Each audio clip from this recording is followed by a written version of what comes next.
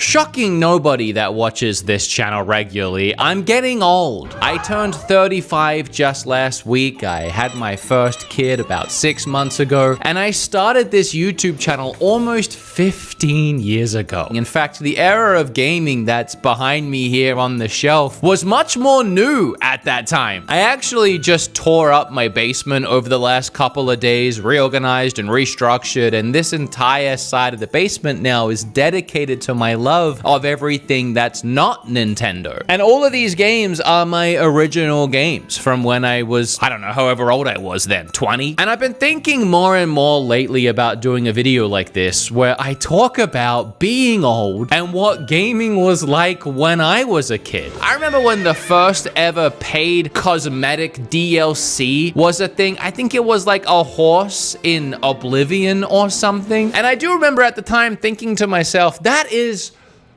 ridiculous. Cut to now. Cut to me now. I mean, just the other day, I was playing Fortnite live on Twitch with my friend Bob, and we realized the Sabrina Carpenter skin was available. And boy, howdy, you better believe we bought it. Hell yeah. What happened to me? It's because that's just the way gaming is now. Everything is DLC. Everything's microtransactions. Everything is live service and free to play. But how did we get here? You know, it's funny. A lot of people hate when a sponsor pops up in a YouTube video because typically it has nothing to do with what they clicked on. But for me, in this case, it's gonna be my favorite part because I get to sit here and film eating exclusive and seasonal Japanese snacks. Tokyo Treat is the more popular snacks that you'll find on store shelves when you're traveling and exploring Japan, and Sakurako is the more artisanal cakes and biscuits from local snack makers throughout Japan's countryside. Okay, I'm gonna start with Tokyo Treat as always. This month is Tokyo Treat's Snack in Wonderland box. You have delicious double berry Kit Kats. That flavor is so strong. It's actually quite surprising. I really like it. Bala love French salad chips.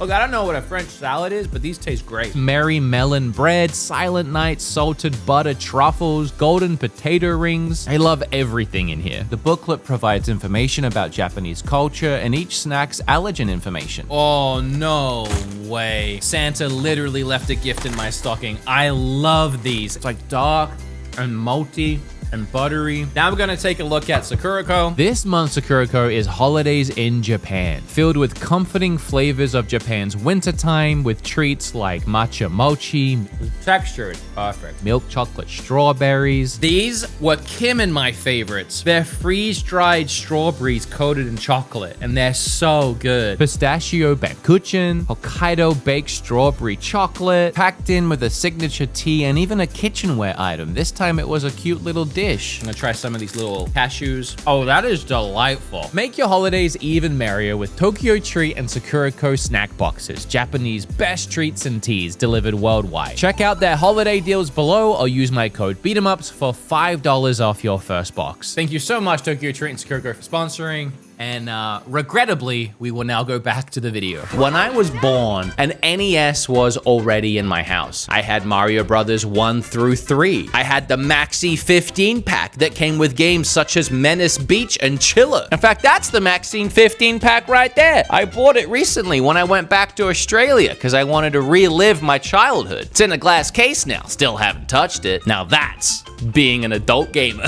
That's gaming in your 30s. You buy it and you don't play it. Back then, gaming was definitely simple. I mean, games were fairly straightforward and I don't want to say rudimentary, but they usually just did one thing and did it well for multiple hours until you beat the game. It was very rare to get games that mixed things up and really gave you the sense of adventure. I remember the first Kirby was one of those games. I never had Zelda growing up. My first Zelda was on Nintendo 64. And that's where games really started to come alive for me. Once we hit the 3D realm, the scope and the sense of adventure was unlike anything I'd experienced outside of reading a book or watching a movie. All of a sudden, I could play a protagonist in an open-ish world adventure and go wherever I want and meet characters and upgrade my weapons. And are you kidding me? But a game on the Nintendo 64 that I think is a standout, Super Smash Brothers. I mean, you look at games like Fortnite Fortnite, where the whole idea is a bunch of characters coming together and meshing in one giant game. For me and for many people, the first time we ever experienced that concept was in Super Smash Brothers. There would have been no sticking your credit card in at that point to unlock Luigi. You got like 8 characters off the rip, and then just by playing the game, you would unlock a ton more. For me and a lot of people, that's one of the things I miss the most about gaming growing up and back in the day, is everything was in the game. There was no DLC, there was no content patches that came later, there was no shipping the game before it was ready and hoping to fix it later over Wi-Fi. For better or worse sometimes, but for the most part, it forced developers and publishers to actually finish their video games and fill it full of fun content to make it worth the price tag. And that's exactly what a game like Smash Brothers on Nintendo 64 was. Then as I grew up, I got a GameCube, which was very much the same sentiment as Nintendo 64, where you get finished quality product games. Then you move into Wii, and it was around the Wii era where I started finally breaking free of Nintendo's shackles and leaning into everything the gaming world had to offer. I had a Wii, I had an Xbox 360, and I had a PlayStation 3. But this was still the time period before you could really squeeze a lot of money out of a video game. I mean, sure, DLC for some games were available, but you were still just making a fun video game and hoping someone bought it. And they were still taking risks because of that. It was just a time where we got some really unique experiences. We have games like Gun, games like Wet. This was my favorite type of video game at the time. Just a hack and slash action, Devil May Cry type game. This one was with a female protagonist, and you just got absolutely gory and bloody and sliced things up. Another example of that is Lollipop Chainsaw. I mean, gone are the times of getting a game like Brutal Legend. Another hack and slashy kind of game with an actually pretty interesting story. You had Jack Black playing the main protagonist, Tim Curry was the bad guy. Even cameos from Ozzy Osbourne, Rob Halford, Lemmy. I mean, what a product of the time. This is a side tangent, but that was back when Xbox actually delivered in their experiences. Games like Fables 1 through 3, which were for me essentially Xbox's Zelda. That's how I always saw it, and that's why I loved it so much. It was a different take on the role-playing adventure game featuring a kind of more of an adult, I guess, an adolescent character, casting spells and swinging a sword and meeting characters. I mean, cut forward to now, and Fable 4 is still nowhere to be seen. Xbox keeps canceling every video game ever, even the sequel to Perfect Dark. Now there's such an expectation on how much money a game can make, and these insane rising development costs that video games will get shut down because 1, it's taking too long, and 2, it's costing too much, especially when there's so many choices for video games now. I mean, indie games, I love indie games. It seems like the newest big smash hit video games that really blow up are these $5, $10, $15 indies that hit Steam and go viral on Twitch, and that's what everyone wants to play. People were playing Peak in droves, in millions of concurrent players playing Peak. Just a little indie game about a few guys in a proximity chat lobby trying to hit the top of a mountain with really basic controls. These are the games now that take the world by storm and beat these big publishers to the point where the big publishers don't even bother finishing their game, and they'll just sink the lost cost on whatever development time they've already put into it rather than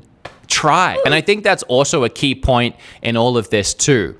It's how much video games cost now. I mean, Rockstar's GTA 6 is costing $2 billion. I mean, Rockstar knows that they'll make that money back, but there isn't another publisher or developer that can take that risk, which is why risks are so less risky when you develop a live service game, because players can play it for free and then sink way more than $60 to $70 in skins. And I'm as bad at it as anybody else. It's funny to think about games like the original Sonic the Hedgehog series for like Genesis, which they made those games with just a couple $100,000, and a lot of us played Sonic and played those games growing up, and we bought those games for more than what video games cost now. Video games back then ranged anywhere from $50 to $100. There was Super Nintendo sports games in those magazines for like $120 in the 90s. Now that's like $200+ for a video game if you account for inflation. And they were making those games for a fraction of the price they make them for now. But a gorgeous video game will come out with cutting edge graphics and visuals, and we'll say that it costs too much. But comparatively, we're getting away pretty lucky. The gaming market is in shambles. It is not the free marketplace that it feels like it used to be back in this generation, where you could really do anything and hope for the best. I think that's why I really do love Nintendo. I know how I'm gonna sound, and I know Nintendo isn't a perfect company, but at least their focus outside of money is making fun video games. That really just does seem to be what they care about. They want to pour years in development time and costs into games like Zelda or Mario because they know that people will buy them because they're cherished and loved franchises. I mean, look at this year on Switch 2 alone, with a new Metroid, a new Pokemon, Donkey Kong game, which was made by the Mario Odyssey team, and it feels like a Mario game. We have a new Zelda around the corner, a spin-off one. We launched with a brand new Mario Kart that was $80 for some reason, but still, they really do just care about making video games. Where again, you look at Xbox, they just don't care about video games anymore. They've said multiple times on record that they don't think exclusive games sell a console. So they're just canceling everything and way more focused on hardware. I swear, they're always coming out with new controllers, but they haven't got any games to play them with. This once great publisher and developer are now just focusing on trying to take whatever smattering of games they do have and releasing them on PlayStation and the Switch. And PlayStation isn't far behind. They recently said that they're looking way more towards multi-platform gaming and releasing all of their exclusives everywhere so that they wouldn't even be exclusives. I'm not sure why Sony has slowed down so much on making video games, because they really are, in their own way, the pinnacle and the top of their industry. And I feel like they make their money back. I feel like the money invested in something like God of War gets returned. So I'm not sure why Sony doesn't push out more. So as much as I love getting the occasional banger like the new Death Stranding, I feel like Nintendo is just able to consistently hit that quality frequently. Sometimes it feels like monthly we get something new from them. There are so many avenues and things that I could talk about when it comes to gaming back then versus now, but I think one of the scariest things that we're all facing is physical media and everything going digital. I mean, I sit here in front of all of my games, and it's cool that even in this Xbox 360 era, I could stick any of those games into a console right now and get the full experience because it's all on the disc. Now, more than likely, every game that you buy will have some kind of day one patch or updates that came a year or two after launch. And it's just the reality, again, that video games have too grand in scope. They've grown too large to be contained by physical media, which has storage limitations. A lot of games like Call of Duty are in the hundreds of gigs now, and we just don't make CDs that big. So in one sense, it doesn't really make sense for us as gamers to want to keep physical hardware because we're limiting the capability of these games. If we expect them to all be condensed and crushed into these lower formats, you literally gonna have to have less of a game at that point. So we want to keep the physical, but at what cost? It does make more sense for this media to go digital. It does make more sense for this information to be on the web cloud, whatever, for us to download at our whim. I mean, you look at movies, you look at TV, and you look at music. It was a relief when all of that went digital. I remember growing up with having to have DVD box sets of that 70s show, and every 4 episodes I had to get up and change the DVD, one of 16 per season. It was a nightmare. And eventually we moved on so far that things went streaming. And I gotta be honest now, it's better than ever when it comes to things like music. To load up Spotify, pay the $10 a month or whatever, and be able to play any song I want whenever I feel like on any device. And I know at some point video games are going to be all digital. Maybe not me and my generation, but there's definitely going to be a generation that's thankful that it's all digital and they didn't have to deal with physical media. This is definitely an old person thing to care about. And now we face challenges like with the Nintendo Switch 2 and everything being a game key card. To be fair, that just doesn't make sense. If you're going to do the physical thing anyway and have it take up space in our game rooms, it may as well be the physical thing, especially when most of these Switch 2 games would fit on a cartridge. I had this conversation a lot through the Switch generation, people asking when I thought Nintendo would go all digital, and I really thought they would be the last one. I thought PlayStation and Xbox were probably in the last generation now with PlayStation 5 and the Series X, but I thought for sure Nintendo, the toy company, the physical, tangible company that sells us $50 amiibos because it knows that we like to own things and collect things from the company, I never thought they would be the first one to essentially do away with physical media. I think that they honestly thought that their game key carts were the perfect solution of bridging the gap, and it's just not. Really hate that they went that route. There are some good things about gaming these days. I mean, one thing that's been really nice is crossplay and cross-save. All of your friends had to be on the same ecosystem. For me and my friends, it was Xbox. But now, finally, in the year of our Lord 2025, you can play Fortnite, everyone's favorite game, on every console on your account. So if you wanted to then go play on your PC on your same account and have all your skins, you can. That is an evolution in video gaming that was sorely needed and actually makes a lot of this digital stuff actually have something about it that makes video gaming better. I also do love how much video games have been able to bridge the gap between friends and players and communities across the world. Now more than ever, we have so many unique and fun experiences that players and friends can jump into online and have long-lasting relationships with people that maybe aren't even in their state or their country. And the way that video games bring communities together, even in terms of Twitch, there are so many thousands and thousands of streamers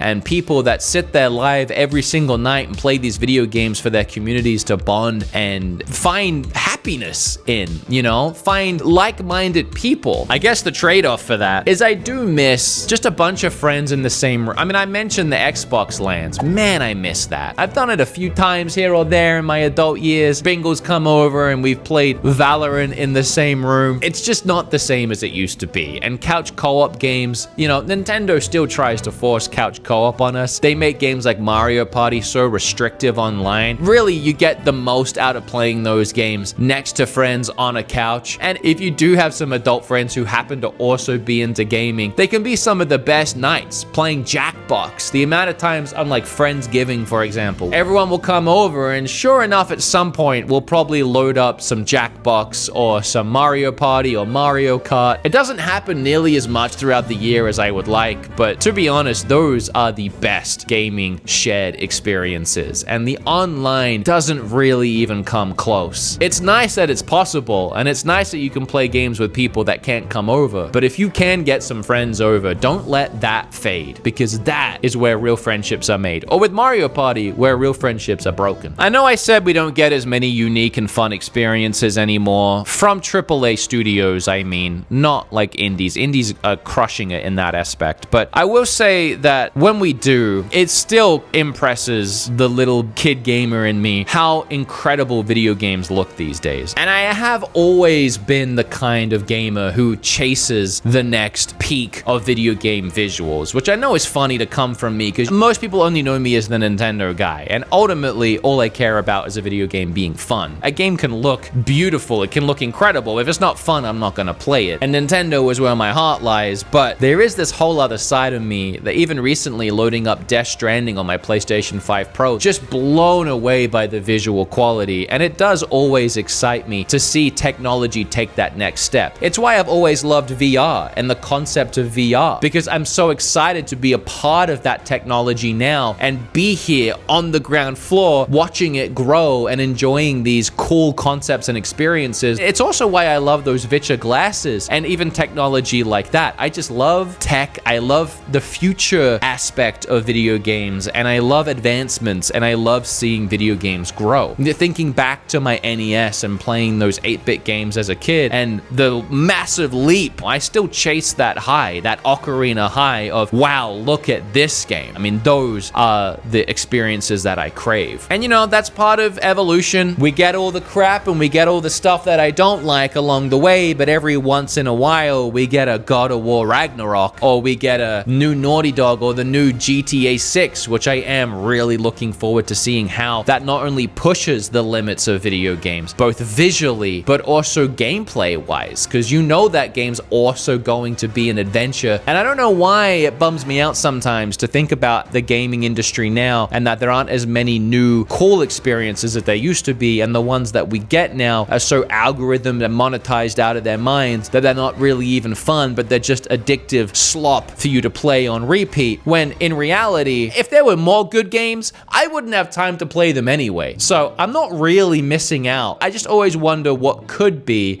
if the gaming industry was in a healthier place. But I'm really curious to know what you guys think and what areas of gaming, past, present, or future, you have comments, concerns, or interest in. I have been thinking about this stuff for a while though, so it was fun to get it all off my chest. Okay, bye.